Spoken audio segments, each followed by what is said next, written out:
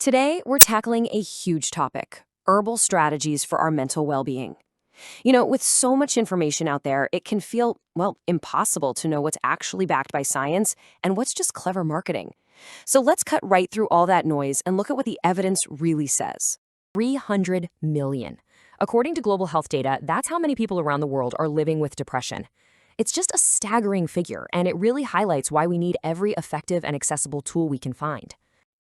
And that, of course, brings us to the big question. A lot of people are turning to botanicals, looking for relief. The idea of a natural solution is really appealing, but it forces us to ask two absolutely critical questions. Do they actually work? And maybe even more importantly, are they safe? We have to separate the hope from the hard data. Okay, before we dive in, this is essential, so please listen closely. This content is for educational purposes only. It is not medical advice. You absolutely must consult a qualified healthcare professional before starting, stopping, or changing any supplement or medication. Seriously. So here's our game plan. First, we'll look at why so many people are interested in botanicals in the first place. Then, we'll get into the science of how they might actually affect the brain. After that, we'll tour the evidence for some of the most common plants, uncover the serious risks you have to know about, and finally, put it all together into a framework for using them safely. So, why this big surge in interest? Well, conventional medications can be complete game changers, even life-saving, but they can also come with side effects, things like weight gain or feeling emotionally flat that some people just find really tough to deal with. And that's what leads many to look for herbal options, hoping for a gentler approach for milder symptoms. Now, let's get into the biology. How could these plants actually be working? To really understand their potential, we've got to look at the brain's own chemistry. We're going to focus on two main systems: the GABA system, which is kind of like the brain's brakes, and the serotonergic system, which is a key player in regulating our mood. So let me introduce you to GABA. GABA is the brain's main inhibitory neurotransmitter. The best way to think about it? It's the brain's braking system. When GABA's active, it tells the neurons to quiet down, which gives you that calming, relaxing feeling. This makes it a huge target for anything designed to reduce anxiety. So this is a super simplified look at a really elegant process.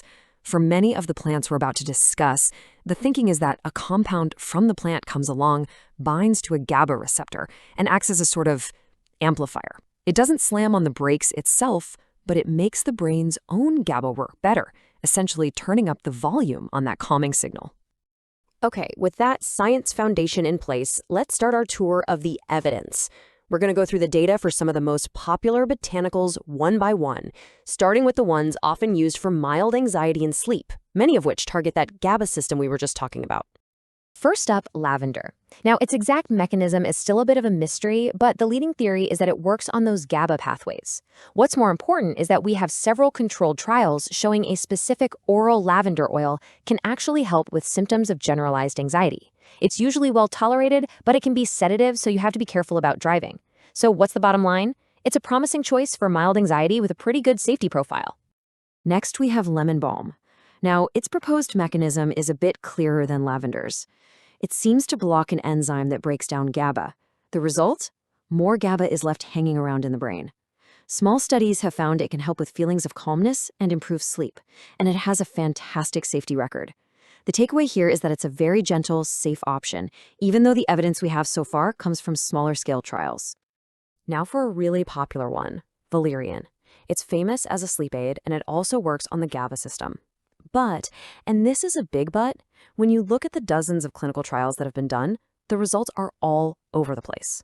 Some show it works, others show it doesn't.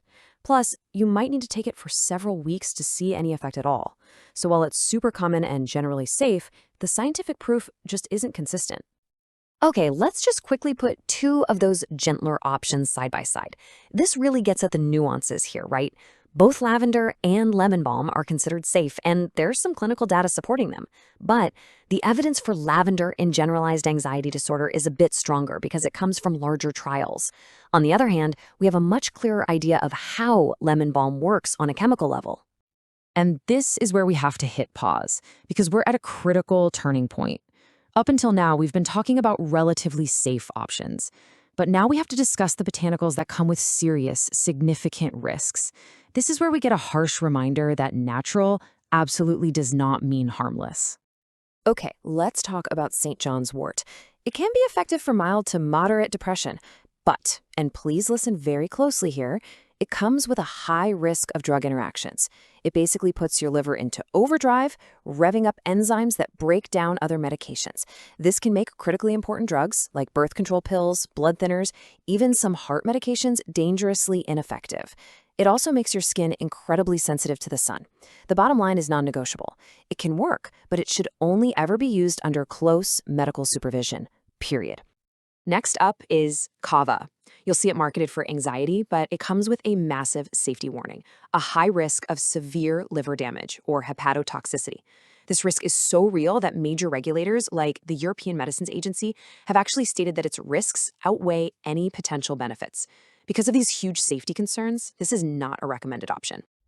So this comparison just makes the different kinds of danger crystal clear. With St. John's wort, the danger is about how it interacts with other things in your body. With kava, the danger is that it can directly poison one of your most vital organs.